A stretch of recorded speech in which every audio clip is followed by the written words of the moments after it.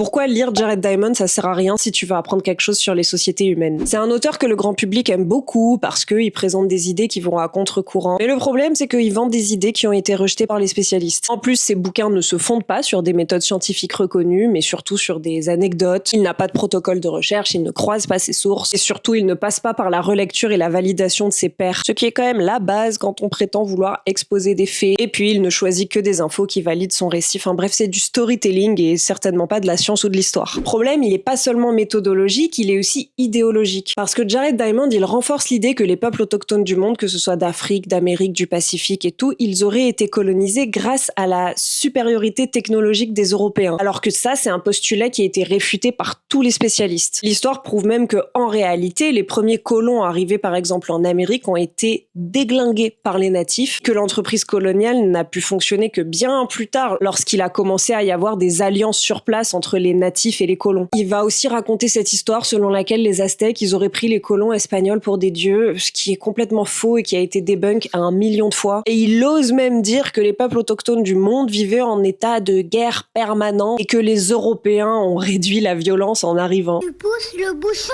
un peu trop loin, Maurice. Jared Diamond nie totalement le génocide natif américain, il dépolitise l'histoire, il ignore les rapports de domination, les stratégies coloniales, les alliances politiques. Pour lui, les inégalités dans le monde s'expliquent par un tas de raisons un peu hasardeuses, et certainement pas par des politiques économiques et coloniales. Bref, il propose une vision de l'histoire qui est totalement biaisée. Et puis surtout, il est ultra condescendant envers les cultures non européennes. Il présente les peuples autochtones du monde comme des fossiles vivants, des sociétés primitives en dehors de l'histoire. Il les homogénéise toutes comme si elles ne formaient qu'un seul bloc archaïque, alors qu'il y a une énorme diversité d'histoires et de cultures. Et encore aujourd'hui, ces propos posent vraiment problème, à tel point que les leaders de Papouasie-Nouvelle-Guinée ont réclamé des excuses suite à des propos non seulement faux, mais en plus dégradants qu'il avait tenus au sujet des peuples autochtones papous. Bref, en clair, ça a beau être a priori un bon écrivain, d'où sa popularité. Fun fact, Sarkozy adore ses livres. Historiquement et scientifiquement, ça ne va pas du tout. Ça n'est certainement pas un auteur à lire pour apprendre quoi que ce soit. Et il est très discrédité dans les champs scientifiques. Et le plus gros problème de sa popularité, c'est que ses idées peuvent servir de base pour construire des idées politiques, alors qu'elles reproduisent des clichés, effacent toute responsabilité ou contexte historique et dépolitisent les débats environnementaux et sociaux.